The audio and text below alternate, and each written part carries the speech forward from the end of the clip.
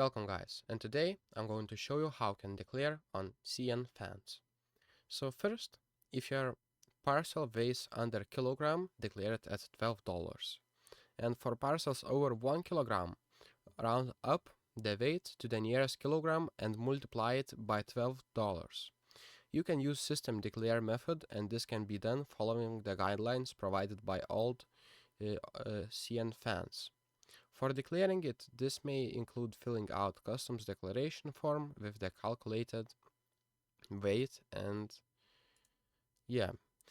so amount for specific instructions, and this refer all to the CN fans declaration guide or community resources. So if you found this video helpful, please make sure to subscribe to guide to everything, and see you in the next one. See ya.